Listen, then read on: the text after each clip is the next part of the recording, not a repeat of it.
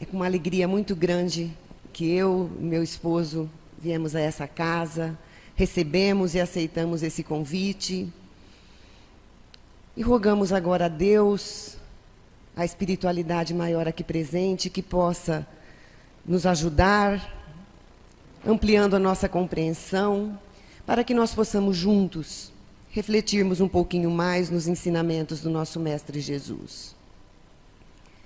Que possamos, através dos conhecimentos que a doutrina espírita nos traz, refletirmos um pouco mais no porquê do sofrimento em nossas vidas.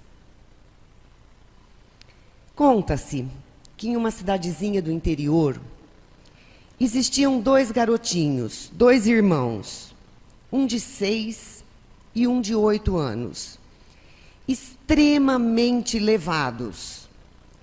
Tudo o que acontecia de arte, de errado na cidade, podia procurar, que tinha um dedinho dos 2. Na escola, então, nem se fala. Tudo de errado eles estavam envolvidos. Os professores já não sabiam mais o que fazer. A mãe, então, já tinha dado sermão, já tinha colocado de castigo, já tinha dado umas palmadas.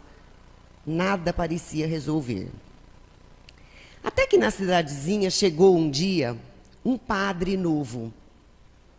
Um homenzarrão de quase 2 metros de altura, sério, com uma cara de bravo. A mãe então teve uma ideia. Ela pensou, eu acho que eu vou pedir para esse padre falar com esses garotos. E assim fez. O padre concordou. Falou, eu quero que a senhora mande que eles venham até a igreja conversar comigo. Mande primeiro o menorzinho, sozinho. A mãe chegou em casa, pediu que o menino fosse, que o padre queria falar com ele. O menininho, assustado, foi.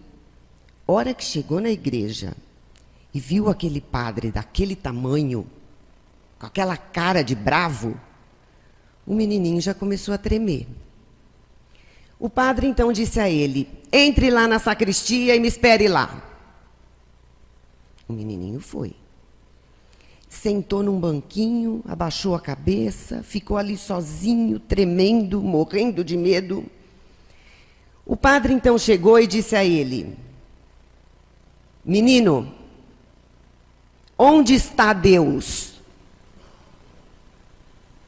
O menininho pensou, falou, que isso? Arregalou o olho, começou a tremer mais ainda, ficou branco de medo. O padre percebeu que ele estava assustado. O padre voltou a perguntar mais forte ainda. Diga, menino, onde está Deus? Daí que ele não sabia mais o que fazer mesmo. Continuou quieto, e o padre, vendo que aquilo estava surtindo efeito, porque a criança estava com medo, e esse era o objetivo dele, voltou a perguntar mais forte. Fala, menino, onde está Deus?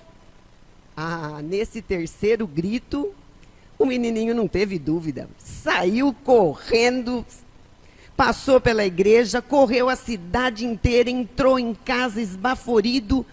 O outro irmão que estava ali na sala esperando a sua vez de conversar com o padre, pensou, o que será que aconteceu?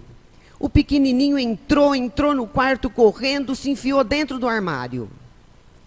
O outro então foi atrás dele. Abriu a porta do armário, viu o irmãozinho ali assustado. Falou, o que aconteceu? Me fala.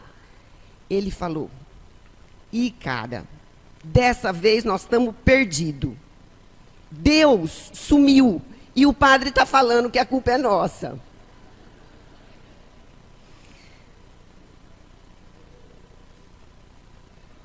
Se nós pararmos para pensar um pouquinho, diante de tudo que nós temos visto no mundo, diante dos sofrimentos, da impunidade, dos problemas, das injustiças, talvez a gente caia na mesma tentação dessa criança, de achar que Deus sumiu, que Deus não existe. Porque nós fomos praticamente treinados para enxergar Deus naquilo que é bom, que é belo, que é prazeroso, que é perfeito. E diante de tudo que nós temos visto no mundo, a gente pode pensar, onde está Deus?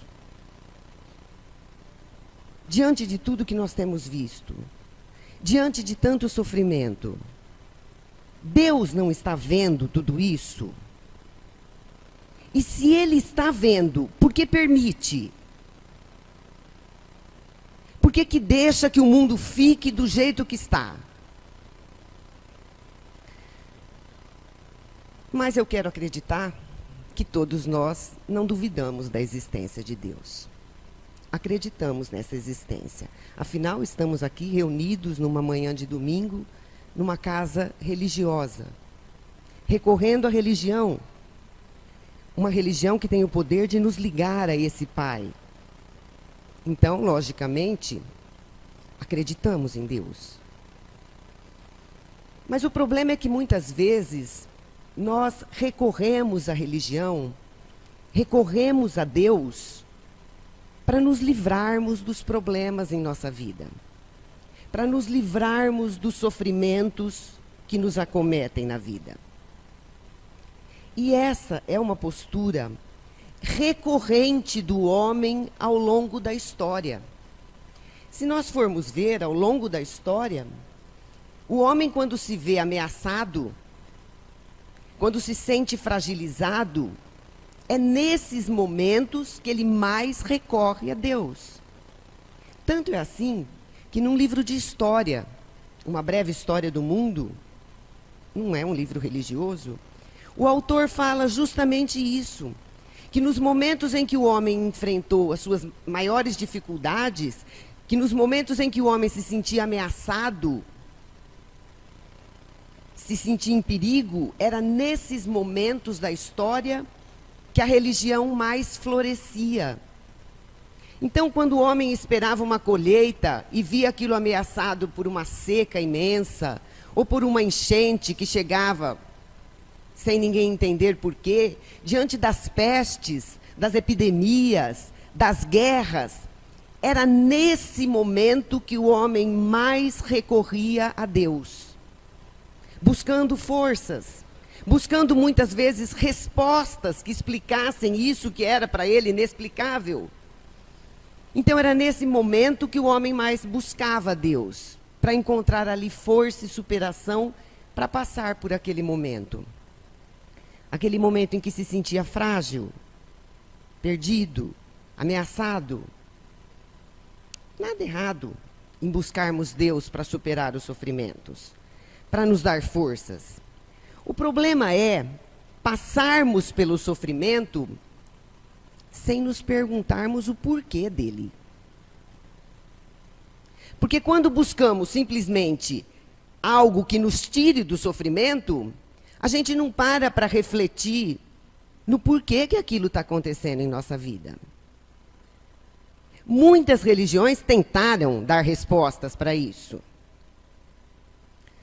Mas muitas vezes respostas que não nos convencem. E muito menos nos consolam. Existem religiões que nos falam que o sofrimento seria como o preço que temos que pagar para um dia adentrarmos o paraíso. Então, quando a gente sofre aqui, a gente tem a nossa passagem para o paraíso garantida. A passagem para o reino dos céus. Olhado dessa forma, o sofrimento seria o quê? Como uma passagem para o paraíso.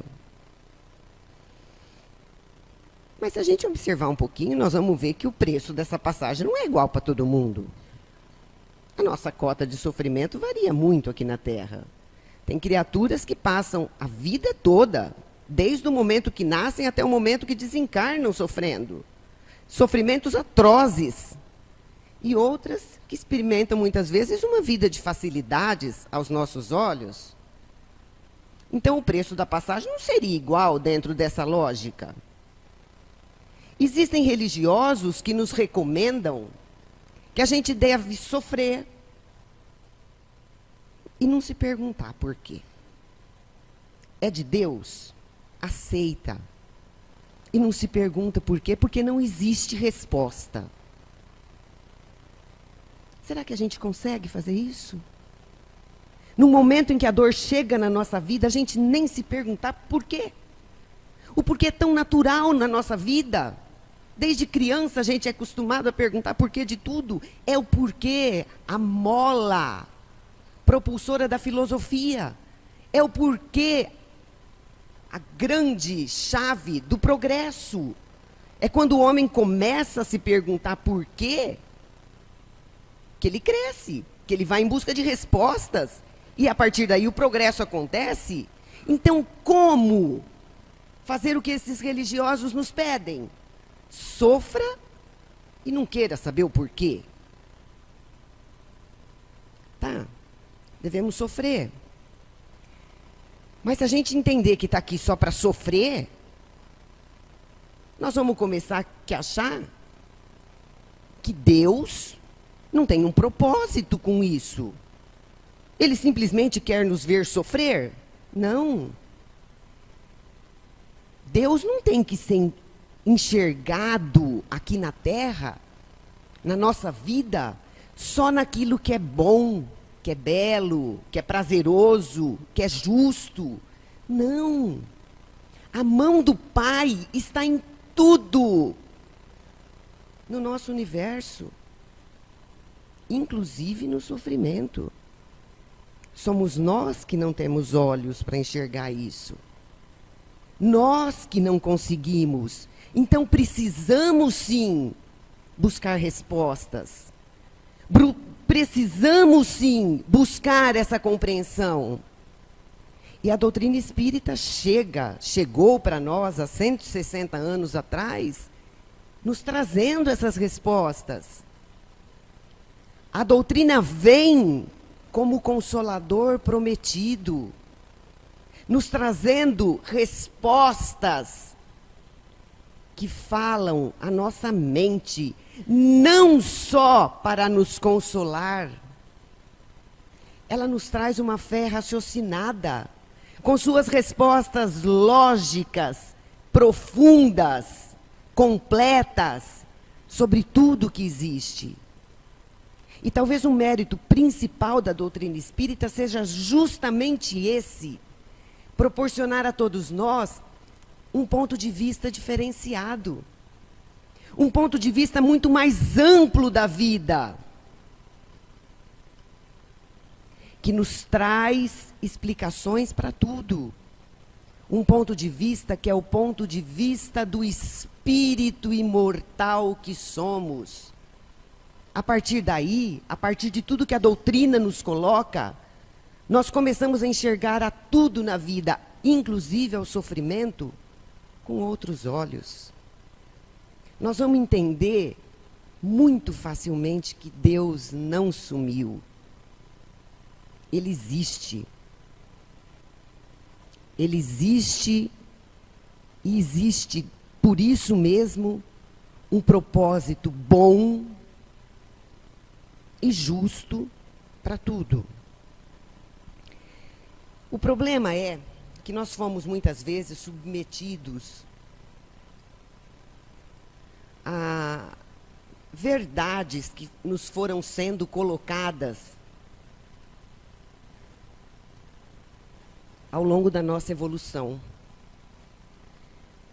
Verdades muito parciais e não poucas vezes bastante equivocadas sobre muitos aspectos da vida. Verdades não muito adequadas, às vezes seriamente equivocadas, mas muito fortes, que sendo impostas a todos nós durante várias encarnações, durante muitos séculos, tiveram a força de fazer com que isso moldasse o nosso modo de enxergar a vida, o nosso modo de compreender tudo. E uma dessas verdades diz respeito ao sofrimento. Porque durante muito tempo nos foi ensinado, nos foi colocado que quem erra precisa pagar pelo seu erro. Não foi assim que nós aprendemos? Não é assim que a gente escuta até hoje muito? Quem peca tem que ser castigado? Isso foi tão forte que moldou, inclusive, a nossa noção de justiça entre os homens. Moldou as nossas leis. Não é isso que a gente pensa, no fundo? Cometeu crime, tem que ir para a cadeia, pagar pelo que fez. Não é assim que nós pensamos? A gente acha que quem erra tem que pagar. É o sofrimento imposto à criatura em forma de castigo que faz com que ela pague pelos seus erros. Diante dessa visão, Deus é um pai para ser respeitado e, logicamente, temido. Porque ele vai nos castigar pelos nossos pecados. Essa visão prevaleceu durante muito tempo. Jesus encarnou entre nós e trouxe uma outra compreensão. Jesus nos falou de um pai de amor, de misericórdia, de bondade, de justiça. Bastou para que aprendêssemos? Não. Porque a partir daí, o homem começou a entender que Jesus veio para nos livrar de nossos pecados. Ele derramou seu sangue por nós, não é assim que as religiões pregam? E basta que eu creia em Jesus para ser salvo. É assim que é ensinado. Diante dessa visão, basta que eu diga que creio em Jesus e que me arrependa dos meus erros, nem se for alguns segundos antes da morte do corpo, para que isso eu encontre, dessa forma, as portas do reino dos céus abertas.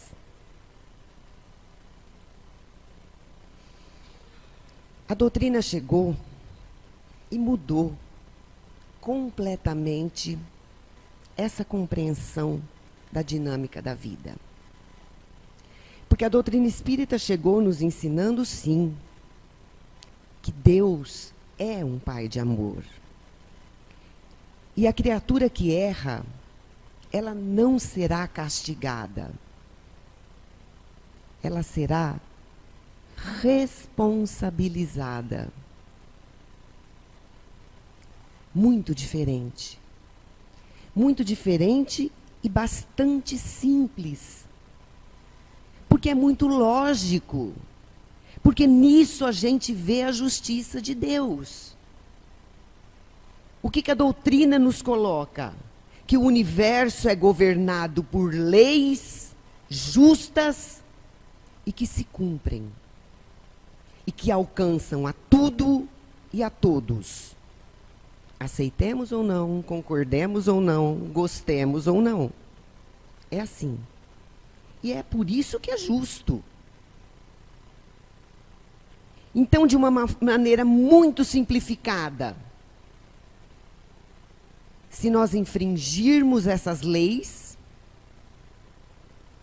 causaremos um desequilíbrio que teremos que reequilibrar. Assim, simples. Simples para que a gente entenda, que é lógico, mas não tão simples de visualizar, de ver. Porque é um processo longo, doloroso, que não pode ser olhado só com esses olhos mortais que temos. É sob a ótica do espírito. Esse processo é longo, cheio de nuances diferentes. Não existe uma regra clara. Ah, fez isso, vai acontecer isso. Fez assim, vai acontecer assim. Não. Como eu disse, é um processo longo, cheio de nuances, porque cada um de nós tem uma história evolutiva. Cada um de nós carrega dentro de si seus medos, suas angústias, seus traumas, suas frustrações, suas necessidades, seus interesses. Portanto, um processo cheio de agravantes, de atenuantes, que com os olhos da carne a gente não consegue vislumbrar. Então, para que a gente entenda, vamos tentar simplificar. E, logicamente, toda simplificação corre o risco de ser simplista. Mas vamos tentar entender. O nosso espírito. Passamos muito tempo na nossa história evolutiva infringindo essas leis do Pai. Por ignorância ou por deliberação mesmo, o certo é que a partir do momento em que começamos a fazer uso do nosso livre-arbítrio, como espírito imortal que somos, começamos a fazer escolhas. E essas escolhas nem sempre são as mais adequadas. Aliás, quase nunca são as mais adequadas, porque elas são ditadas pelos nossos interesses, pelas nossas conveniências, ditados pelo nosso egoísmo. Um egoísmo que ainda é tão presente dentro de nós. Então, nós passamos um longo tempo nessa estrada evolutiva infringindo essas leis. Até que chega um momento na nossa história espiritual que a gente cai em si. Como diz o outro, cai a ficha. Daí a gente acorda e pensa, não está certo. Eu preciso mudar. Eu não posso continuar com essa atitude. Nesse momento, bate o arrependimento no nosso espírito. E a partir daí a gente passa a querer reparar tudo aquilo que desequilibrou. Seja com relação ao próximo, com relação ao mundo em que a gente vive, com relação a nós mesmos, ao nosso íntimo, não importa. A gente se dá conta de que precisa mudar. E precisa repassar um monte de coisa. O problema é que esse momento da tomada de consciência nem sempre acontece de uma forma espontânea. Porque senão a gente adiaria sempre. Quem quer pagar empréstimo? A gente protelaria infinitamente. Vou deixar para amanhã, deixo para amanhã, vou deixar para amanhã. Então a vida tem mecanismos que funcionam como alavancas, que nos impulsionam ao progresso, porque todos nós somos criaturas fadadas ao progresso. Vamos progredir, queiramos ou não, concordemos ou não, estamos fadados ao progresso. E um desses mecanismos mais eficientes para nos alavancar a essa mudança de atitude é a dor, é o sofrimento. Esse mecanismo que funciona, a princípio, para nos fazer acordar, para fazer cair a ficha. Essa dor, então, seria a chamada dor evolução. Essa dor evolução funciona como um gatilho. Um gatilho que vai disparar em nosso ser a necessidade de entender que precisamos mudar de atitude. Por isso, nem sempre, a hora que a gente está sofrendo, muitas vezes, nós estamos resgatando débitos do passado, reparando o mal que fizemos. Muitas vezes não. Muitas vezes a gente está passando por dor, por sofrimento, para acordar. Então tem criatura que fala assim, nossa, parece que eu joguei pedra na cruz. Parece que eu sapateei em cima da mesa da Santa Ceia. Olha tudo que eu estou passando, tudo que eu estou pagando. Não, às vezes não estamos pagando nada. Às vezes é a vida nos convidando ou nos convocando para uma mudança de atitude, uma mudança de comportamento, uma tomada de consciência. Se nós acordamos, se entendemos, o que acontece? A gente se arrepende. Porque a gente olha para trás e vê tudo aquilo que fez. A gente fala, nossa, o que eu fiz? Ou, o que eu deixei de fazer? Que oportunidade eu perdi? Nem sempre essa tomada de consciência acontece enquanto o nosso espírito está aqui encarnado. Às vezes acontece quando a gente volta para o lado de lá. Quanto relato de espírito tem nos falando que a hora que chegou do lado de lá se deu conta de tudo que fez. Daí a gente pede, a hora que bate esse arrependimento, a gente pede por oportunidades novas para reparar o mal que fizemos. Pede não. Muitas vezes a gente implora para que a gente possa reparar toda a sujeira que fez. Pedimos pelas nossas provações. Voltamos aqui numa nova oportunidade bendita de encarnação com as nossas provações, pelas quais pedimos. Seria a dor, provação. Como o nome está falando, é uma prova, é um teste, é um exercício ao qual eu me submeto para mostrar que eu me redimi, que eu aprendi, que eu estou a fim de reparar. Essas provações, se nós formos parar para pensar, elas têm o poder de nos redimir.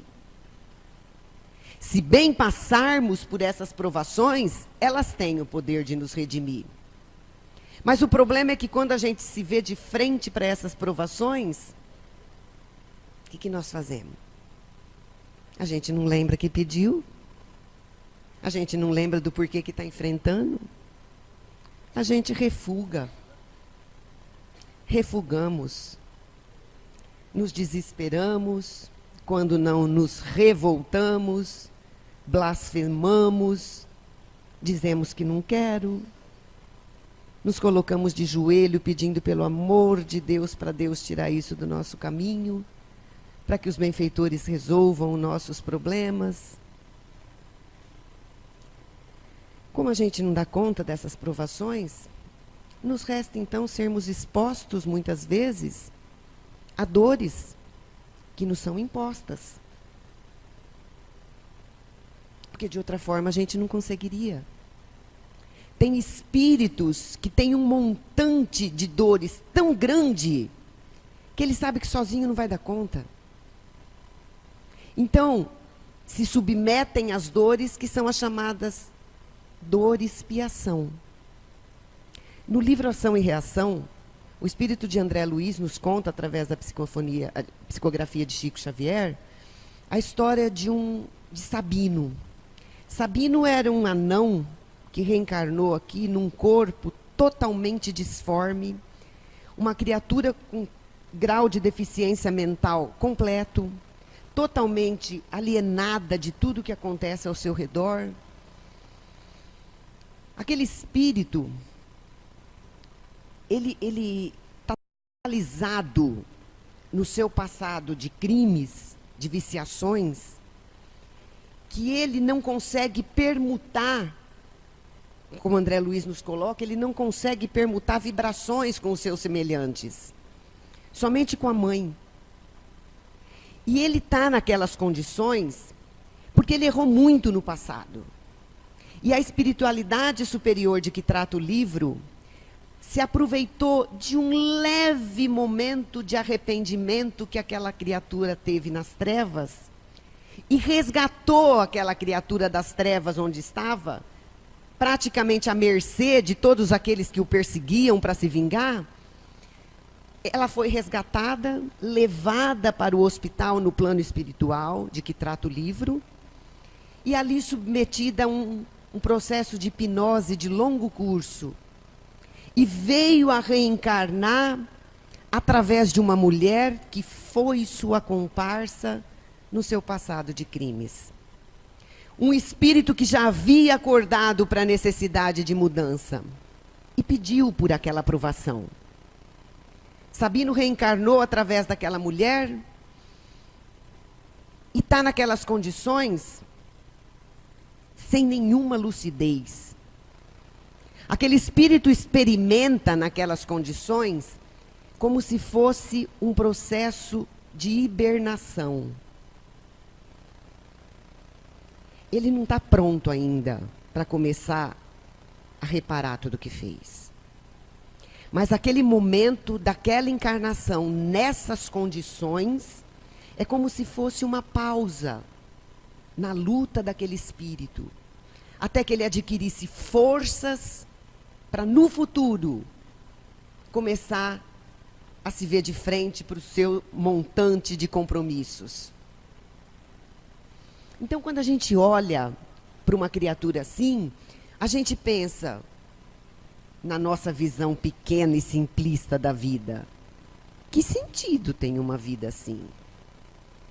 Nossa, como Deus permite tanto sofrimento? Uma criatura nessas condições, com tantas dores, com tantos sofrimentos, tantas limitações, sem nem lucidez para entender. Na nossa visão pequena da vida, mesquinha ainda, nós não conseguimos entender que aquilo que está muito ruim poderia estar muito pior, se não fosse a misericórdia do Pai.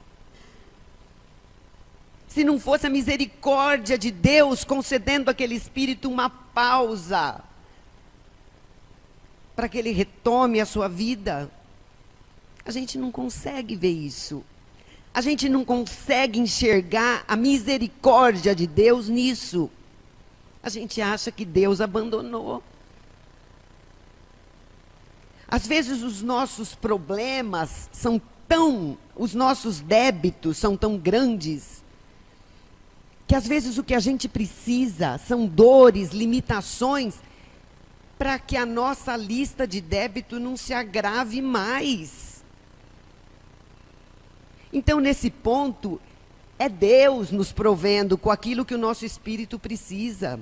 O espírito de Joana d'Arc conta, num livro, quando ela conta a sua história, ela diz o seguinte, que ela esperava reencarnar aqui e encontrar uma estrada larga, ampla, rodeada de flores, que a levaria à conclusão de seus objetivos.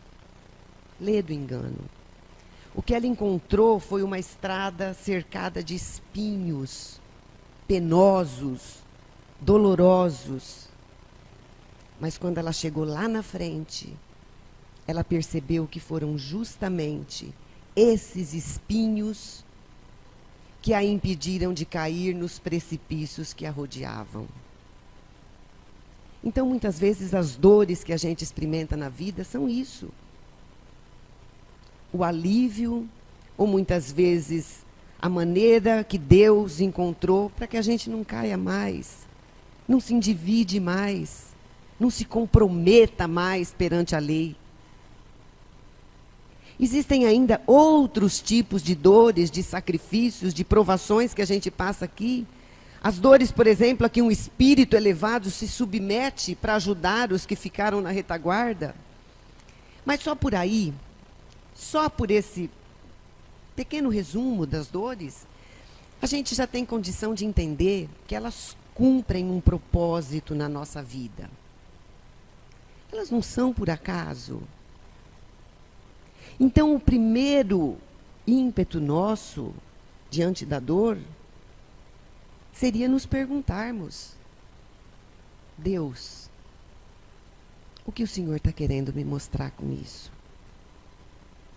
O que eu preciso aprender, Pai? Mas não. Como eu disse, a gente se revolta, se desespera. A gente não quer. A gente muitas vezes se abate, deixa de acreditar em Deus, acha que está sozinho, esquece do que falou a letra dessa música que a gente ouviu no começo. Tem sempre um anjo zelando por mim, não estamos sozinhos. E a gente então se pergunta, por que eu? Porque a gente sempre se vê na condição de vítimas. A gente acha que não merece nada. Como comigo acontecer isso? Uma vez, uma artista da Globo, vocês, os mais vividos aqui com certeza se lembram, da Nair Belo. Uma vez essa artista contou que ela perdeu um filho muito amado, muito querido. E ela foi desesperada até Chico Xavier. E chegou no Chico, abraçou o Chico chorando e perguntou: Chico, por que eu?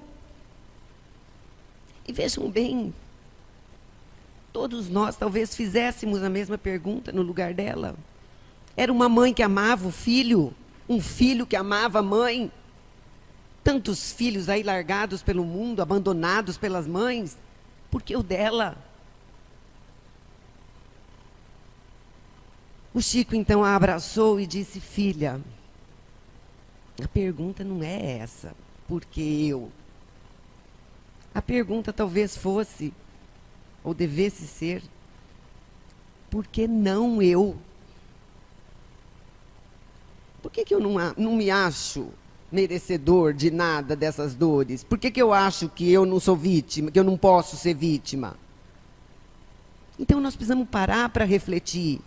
Aceitar, sim, é desígnio do Pai, porque Emmanuel nos fala, 50% da resolução de nossos problemas, de nossas dores, correm por conta da nossa aceitação.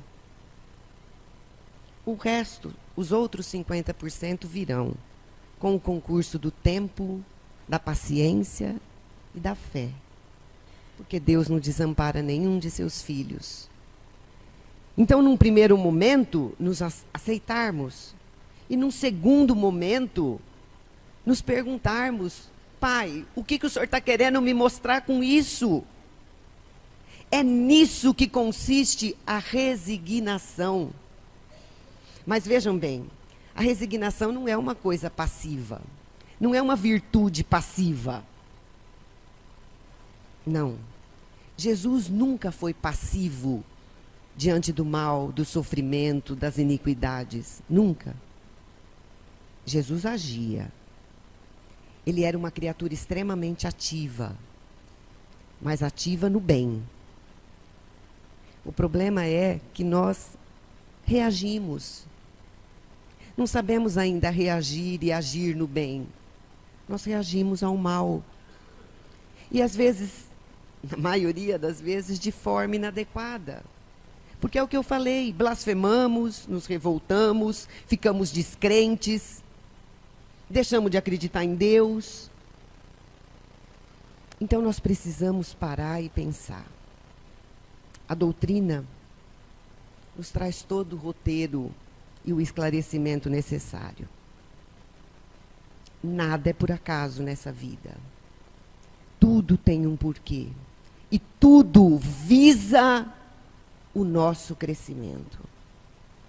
O nosso aprimoramento. É para isso que nós estamos aqui encarnados. Para crescer, para melhorar. Deus não quer que a gente sofra. Deus quer nos ver felizes. Deus permite que passemos pelas dores, pelas provas, pelas dificuldades, para melhorar. Então é a partir do momento que eu enfrento as minhas dores que eu consigo crescer, porque elas são o remédio amargo que eu preciso tomar para aprender o que ainda não sei. É assim que a gente se habilita a novas lições. É assim que a gente vai crescer. Então eu preciso parar e me perguntar: o que o sofrimento tem feito de mim? Eu estou melhorando? Eu estou me tornando uma criatura mais forte? A minha fé é mais robustecida? Eu confio mais em Deus agora? Eu tenho mais a certeza da presença dEle na minha vida? Ou a dor está fazendo de mim alguém abatido? Entregue. Porque muita gente acredita isso. Que eu tenho que me entregar a dor só. Vou sofrer porque veio para mim. Muitos até falam que os espíritas fazem essa apologia do sofrimento. Ah, vamos sofrer, porque existe algo nobre em sofrer. Não. Deus não nos quer ver sofrendo. Deus quer nos ver crescendo. Não é para sofrer pura e simplesmente. Se o sofrimento não estiver promovendo em nós uma mudança para melhor, porque tem isso, porque às vezes eu mudo para pior. Se eu me transformar numa criatura amarga, triste, descrente, revoltada, desesperada, a mudança aconteceu, só que para pior. Se o sofrimento não estiver promovendo em mim uma mudança para melhor, ele não está cumprindo o seu papel. Então algo precisa mudar. Que os ensinamentos que a doutrina espírita nos propõe sirva para que façamos essa reflexão. O que o sofrimento tem feito de nós? Porque estejamos certos, nós não podemos deixar que as circunstâncias da vida ditem como temos que agir. Somos nós que nos transformamos e a partir daí mudamos as circunstâncias da vida a nosso favor, para o nosso crescimento, como nosso Pai quer. Conta-se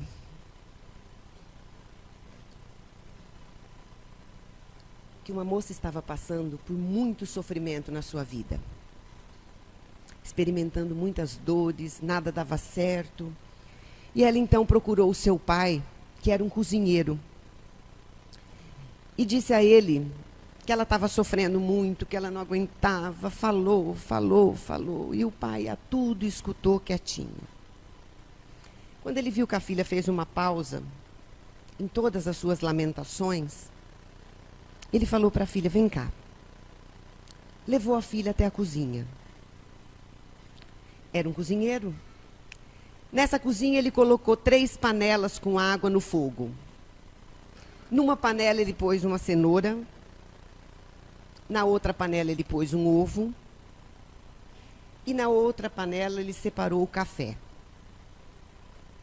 Esperou que a água fervesse. Deixou que a cenoura, o ovo cozinhassem.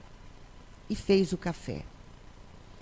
Que encheu, perfumou o ar com aquele cheirinho gostoso. Para mim, acho que é um dos cheiros mais gostosos que existe, é o cheirinho de café, feito na hora. A filha ficou olhando tudo aquilo, sem entender nada. Quando ele retirou a cenoura, retirou o ovo, o café estava pronto, ele perguntou para a filha, o que você vê? Ela falou, uma cenoura, um ovo e café. Ele falou, então experimente espetar essa cenoura com garfo. Ela espetou. Casque esse ovo. Ela cascou. Tome o café. Ela assim fez. Daí ela falou, pai, não estou entendendo. Ele falou, veja bem, essas 3 coisas enfrentaram a mesma adversidade. Água fervendo. A cenoura era forte, rígida, mas em contato com a água fervendo, amoleceu. O ovo tinha o seu íntimo muito frágil, era frágil por fora mesmo, mas diante da água fervendo, ele se endureceu por dentro. Continuou com o mesmo aspecto por fora, mas por dentro estava mais duro. O café não. O café transformou a água, que representava para ele a adversidade. Igual qual você é? Perguntou para a filha. Você é como essa cenoura? Que diante das dificuldades e dos problemas da vida, amolece, fica mais frágil, se entrega? Ou será que você é como o ovo, que diante de uma doença, de uma traição, de uma falência, de um acidente,